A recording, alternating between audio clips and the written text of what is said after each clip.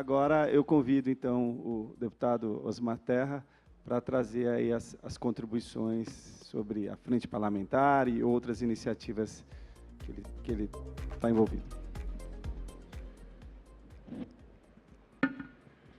Bom, eu queria, em primeiro lugar, agradecer o convite da Fundação Maria Cecília, que faz um trabalho fantástico, importantíssimo, eu diria decisivo até, para que as políticas públicas no Brasil se desenvolvam na direção de um cuidado maior na área da primeira infância. Então, eu queria cumprimentar a todos, o nosso moderador, o Eduardo, né, pelo trabalho que a Fundação vem fazendo.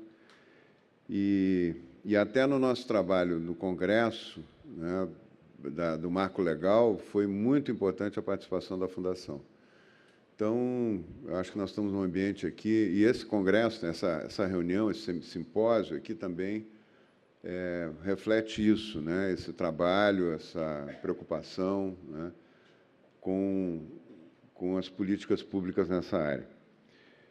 Eu queria dizer para vocês que esse é um assunto que eu me dedico desde o final dos anos 90, né, começou a chamar mais atenção a importância que tinha o impacto, né, das políticas, ou o que se fazia, né, em relação à criança nos primeiros anos de vida. A ciência foi mostrando que isso tinha uma importância muito grande. Quando se falava em desenvolvimento infantil, se falava em desenvolvimento biológico da criança, né, até então, né. Depois começou a cair a ficha que tinha um importante papel, né, dos cuidadores e de todo mundo que lidava com a criança, impactava muito no que essa criança, no modelo que ela ia ter, mental, físico, biológico, mas também mental, né, que ela ia ter, o problema da violência, da agressividade, problema de ter problemas de transtornos mentais ou não, problema da criança ter maior capacidade de aprendizagem ou não, dela ter um melhor controle socioemocional ou não, né? E, a partir daí, se viu... eu passei por vários níveis de administração pública, eu fui prefeito, fui secretário de Estado, fui secretário nacional do Programa Comunidade Solidária, trabalhava com programas de redução de pobreza, né? Em todas essas áreas, a gente via a importância de ter um programa, de ter políticas públicas específicas. E essas políticas públicas específicas para a primeira infância não tinham, como era um assunto relativamente novo, não tinha nada na própria legislação. O ECA não trata isso como uma questão, com foco nessa questão, né? Não tem foco. O ECA trata da criança, do adolescente, o estatuto, talvez o conjunto de regras mais avançados do mundo, ou dos mais avançados do mundo, em relação à criança e adolescente, mas não tem foco na primeira infância. Então, somando toda essa experiência, inclusive a experiência de a gente ter criado o PIN lá no Rio Grande do Sul em 2003, é um programa que já está toda a equipe do PIN aqui, né? Já está no seu 12º ano, quer dizer, atravessou vários governos, né? Então, é um programa que mostra vitalidade, quer dizer, mostra um reconhecimento da sociedade, né? É uma política de Estado já, não é mais uma política de governo, porque o problema da gestão pública é essa, a cada 4 anos muda tudo, né? Que nem a Band News, né? A cada 20 minutos tudo pode mudar, né? Na administração pública, assim, a cada 4 anos tudo muda, né? Pode mudar, né? E, às vezes, não depende de partido político, viu? Porque eu já posso dizer isso com bastante experiência, estou no meu 5º mandato de deputado. Eu posso dizer para vocês que, até dentro do mesmo partido político, tem um sujeito que quer mostrar que sabe mais do que o outro e que faz melhor do que o outro, então, e acaba com o programa do outro e faz o dele, troca de nome, né? Então, é um desafio a gente ter uma política pública com uma questão que é relativamente nova no conhecimento, né, da sociedade, no conhecimento científico, e ter uma resposta para isso, tentar fazer isso, com que isso seja realmente uma política nacional obrigatória, que todo mundo, todos os municípios, todos os estados possam participar dela, né? Então, foi esse o desafio que a gente tomou para trabalhar o marco legal da primeira infância, né? De criar realmente uma política, uma regra, uma lei que obrigue todos os níveis de gestão pública a se envolverem e darem uma prioridade para o desenvolvimento infantil, né? Eu acredito que isso, quando nós fomos buscar modelos para o PIN, nós saímos do Brasil. Nós fomos lá em Cuba visitar o Educa Tu Hijo, que serviu como foi o modelo que a gente usou mais, aprendeu mais em termos de orientação, de execução, porque é um modelo simples, um modelo de um custo que não é muito alto, também a gente não pode inventar uma coisa. Os Estados Unidos têm um programa chamado Early Head Start, que é um programa fantástico, mas é caríssimo, né? O custo do programa inviabiliza nós pensarmos isso aqui no Brasil. Já o Educa Tu Hijo, até pela circunstância de Cuba ser um país pobre, né? Embora tenha políticas públicas muito eficientes, eficazes, mas lá eles têm um programa que pode ser montado, que pode ser copiado, que pode ser, né, que é o Educa Tu Hijo, caminha junto com os programas de saúde, educação com saúde, enfim, acaba tendo um impacto importante, né? As avaliações internacionais mostram isso, né? Nós vamos buscar exemplos, eu estava falando com a Alejandra é nascida no México, né? Eu estava dizendo para ela que um dos modelos que nós vamos buscar até para discutir política de creche foi lá no México, em Monterrey, os CENDES, né? Que tem, para mim, são as... O pessoal fala muito da Reggio Emília e tal, eu acho que tem experiências fantásticas lá, mas a experiência dos CENDES do México são muito importantes. Talvez esteja ali rivalizando com a Reggio Emília, das melhores experiências do mundo de creches, né? Eu recomendo que se tem algum município ou gestores públicos que aqui estão, que queiram conhecer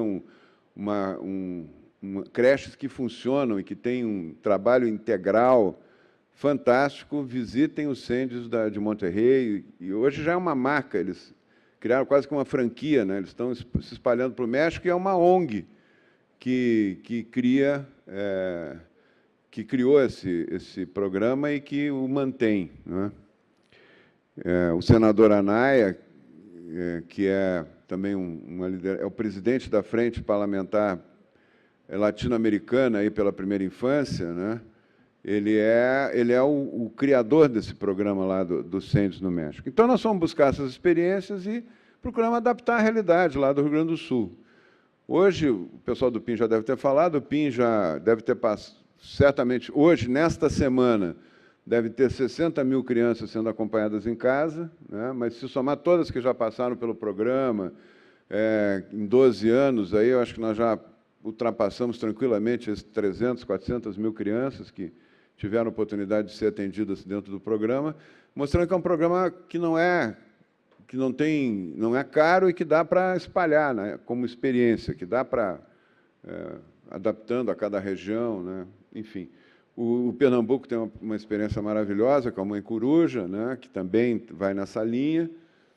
Mas o que nós estamos discutindo, um pouco o que a Alejandra colocou, é ir além dos cuidados básicos, os cuidados físicos das crianças, né? Na verdade, quando a gente criou o PIN, nós queríamos que fosse comandado pela educação lá no Rio Grande do Sul. Mas aí vêm os problemas culturais e de tradição. Nós fizemos várias reuniões, né? Não era no tempo da Marisa Abreu, que a Marisa Abreu foi minha colega, secretária, está aqui hoje, foi uma das grandes secretárias que o Rio Grande do Sul já teve, né? Em todas as áreas, ela fez um trabalho maravilhoso lá na área da educação, mas antes dela, a Secretaria de Educação não se interessou pelo programa. Quando a gente vendeu o programa, disse, um programa importante, montou, deu a sugestão e tal, o pessoal ficava olhando, assim, não caiu a ficha. Aí a saúde tomou iniciativa. Não deveria ser a educação, né? Mas a saúde tomou iniciativa. Até porque, no início da vida, a questão de saúde, desenvolvimento mental e a parte pedagógica, tudo está meio imbricado ali, né? E a gente pode até dizer que a saúde tem um papel importante também. Bom, mas o resumo da história, com os programas que tem no Brasil andando, a gente viu que tinha que ter uma uma política nacional que obrigasse, que levasse os prefeitos, não ficasse na boa vontade do prefeito, né? Muda o prefeito, muda tudo, acaba tudo, bota, não bota, muda o governador, acaba tudo, né? Ou não, e muda o presidente da República, também acaba tudo ou não, né? Então, nós trabalhamos com esse marco legal, que vai ajudá-los depois a trabalhar na sua base, aí, nos seus municípios, né? Então, rapidamente, o marco legal se baseia, foi montado com uma ampla consulta pública, sugestões, até pelas redes, né? Fizemos seminários, seminário internacional, seminários regionais, né, aglutinando as regiões para debater. Fizemos audiências públicas, acolhemos emendas via sugestões de comitê intersetorial do governo. E, enfim, pegamos tudo que tinha já andando de legislação nessa área, procuramos aglutinar e procuramos também não só ficar num corpo único de lei, mas também interferir em outras leis que já existiam, procurando avançar em relação ao texto delas, né? Começamos discutindo a questão, nós temos a legislação do ECA, como eu disse, ela não trata da primeira infância, ela não tem foco na primeira infância, nós precisávamos de uma lei, por isso que nós criamos, inclusive, a Frente Parlamentar da Primeira Infância, que só tinha a Frente Parlamentar da Criança e do Adolescente, e nós criamos a Frente Parlamentar da Primeira Infância não para rivalizar com a outra frente, até procuramos integrar. O presidente da Frente da Criança e do Adolescente era vice-presidente da Frente da Primeira Infância, para o pessoal colaborar, né, para ter uma integração. Então, o ECA já está com... O ECA foi em 1990, portanto, ele não pegou o boom das pesquisas científicas, não pegou a... Se tivesse pego, talvez o ECA fosse diferente, a gente não precisasse fazer um marco legal, né? Mas, como o ECA é anterior a esse conhecimento, né, que a sociedade desvendou, né, nesses últimos 20, 30 anos, ele ficou... ele não tinha esse foco. Então, a ideia do projeto de lei, né, o 6998, de 2013, era proteger, promover o desenvolvimento integral da primeira infância, né? Falava promoção, não é só proteção, é promoção, né? Quer dizer, tem um papel estimulador, né, em relação ao desenvolvimento da primeira infância. E procuramos pautar por evidências científicas, que cada vez que vai montar uma lei lá no Congresso, ou propor uma lei, é uma confusão danada, porque tem de tudo, né? Principalmente leis que têm impacto na vida das pessoas, na educação, na saúde, tem mitos, tem filosofias que não têm aplicação prática nenhuma, vem de tudo, é um debate muito complexo. Então, a gente procurou assim, o que tem evidência científica, o que funciona, o que foi provado que é melhor, que dá resultado, né? A gente procurou trabalhar com esse modelo, partindo do princípio que o critério da verdade é a prática, né? Se funciona, né, nós temos que valorizar isso. A criança como sujeito de direito, cidadã, né, os princípios da lei, participação nas ações que dizem respeito à metodologia, que dizem respeito a entender a criança, né, e escutar a criança, né, respeito ao ritmo de desenvolvimento, redução das desigualdades no acesso aos serviços. O Ricardo Paes de Barros tem uma pesquisa muito interessante do Rio de Janeiro, mostrando que as creches públicas lá do Rio atendem as crianças ricas, né? E as crianças pobres não têm acesso, né? Então, até eles criaram lá alguns mecanismos lá para que as mães mais pobres e que precisam trabalhar e tal tivessem prioridade nessas creches, né? Mas aí a redução das desigualdades, articular ações intersetoriais para garantir funcionamento integral e integrado, descentralizar ações de promoção de desenvolvimento, quer dizer, todos os municípios devem ter a sua política, promover a cultura de proteção e promoção com os meios de comunicação. Isso é muito importante, né? As famílias bem informadas, né, até como merchandising nas novelas, então isso devia ter em toda parte, chamando a atenção para a importância do início da vida, né? Uma política que trabalhasse muito a abordagem multiprofissional intersetorial, criação de comitês intersetoriais distritais, municipais, estaduais e nacional.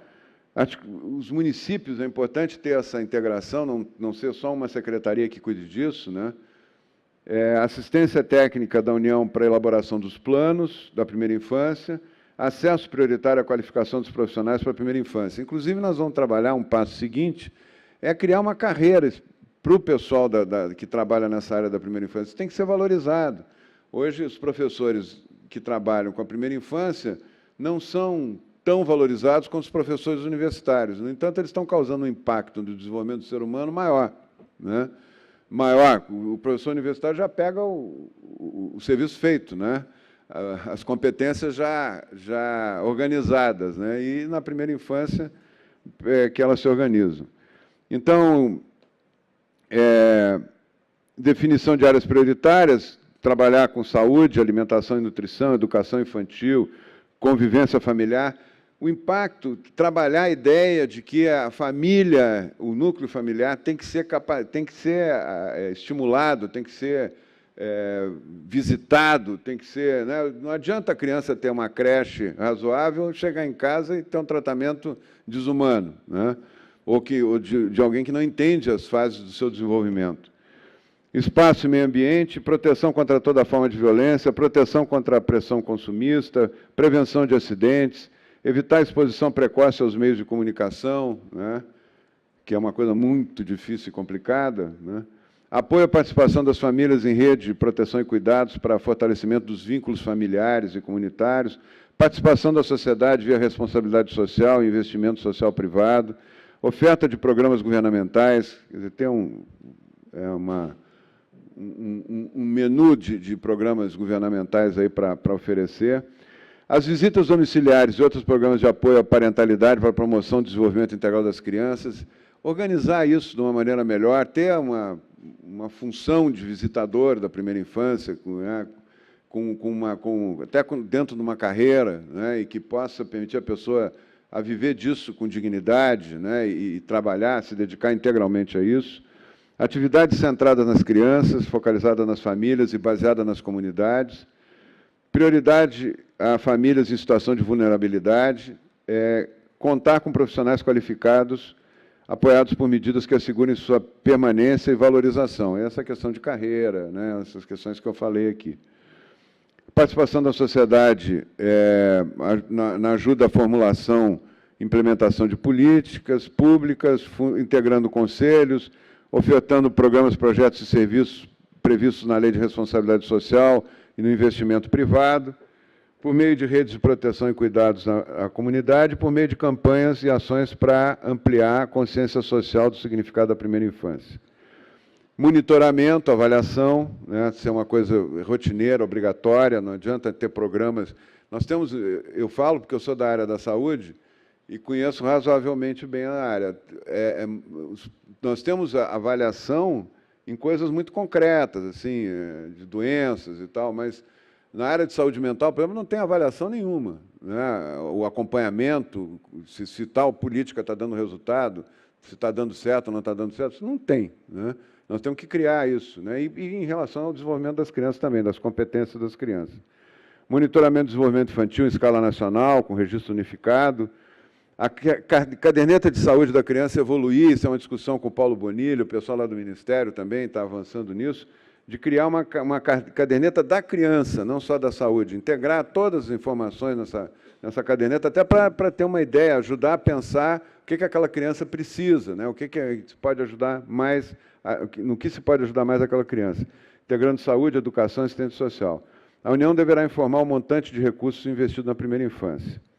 Hoje se investe muito menos na primeira infância do que se investe na terceira idade. Até natural, em parte porque exige o prolongamento da vida, né, com o que está acontecendo, as pessoas estão vivendo mais, aparece também uma série de outras questões, doenças crônicas e tal, que são coisas caras, falando na área da saúde, né, que exigem investimentos também. Mas o investimento na primeira infância é muito pequeno, né? Não chega a 0,5%, né, do orçamento nacional.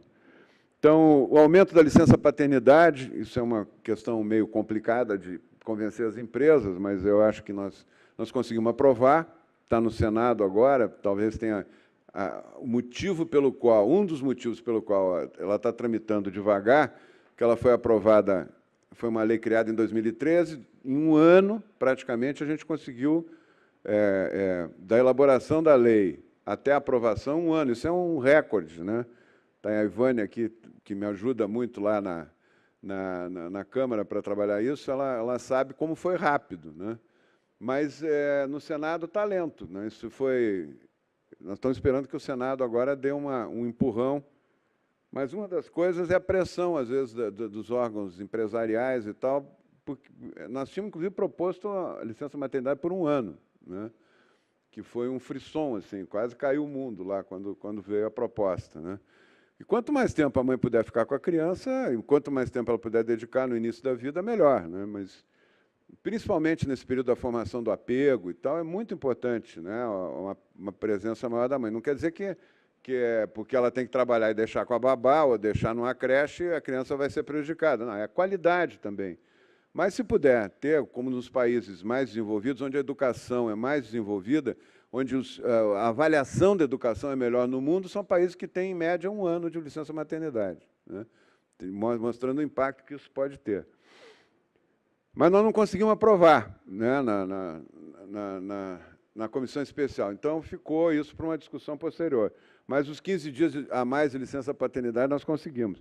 É um período muito importante. O pai está junto ali, no momento que a mãe está com o blue, né, está meio deprimida ali, logo depois do parto e tal, ter o apoio, né, do marido em casa é muito importante, é muito importante. Quanto mais dias puder, melhor. Abono para levar filhos à consulta médica, formação para detecção precoce de sinais de risco à saúde mental, formação específica em primeira infância e pesquisas, né, incentivar isso, atenção humanizada à gestação, tudo isso tem previsto na lei, né? A verificação de quem ficará responsável por filhos em situação prisional. Eu acho que nós temos que avançar em relação às crianças, filhas de mães, né, que estão presas, né, criança, principalmente nos primeiros anos de vida, da mãe não ficar na prisão, né, dela ficar em prisão domiciliar, de alguma forma monitorada para que aquela criança cresça num ambiente, né, com outro nível, com outra qualidade de interação com a mãe, né. Apoio a programa de famílias acolhedoras, verificação de quem ficará responsável por filhos de pessoas em situação prisional, entre outros, né. E estratégias de qualidade. As políticas públicas voltadas ao atendimento da criança deverão ser elaboradas contando com... Aí nós colocamos um item, que é a abordagem participativa, envolver a sociedade, os profissionais, os pais e as crianças no aprimoramento da qualidade das ações e da garantia de oferta de serviços, né. E estamos juntando forças aí para aprová-la no Senado, né? Essa é a trajetória do nosso marco legal da primeira infância, que, quando for aprovado, vai ajudar muito vocês, gestores, né, e nos municípios, a avançar em políticas públicas. Inclusive, isso aí não é um trabalho acabado, né? A experiência de todos vai ajudar a aperfeiçoar também essa questão da lei. A lei é uma coisa viva, dinâmica, ela não é uma cláusula que fica lá para sempre do mesmo jeito, né? Era isso. Muito obrigado aí pela atenção de vocês.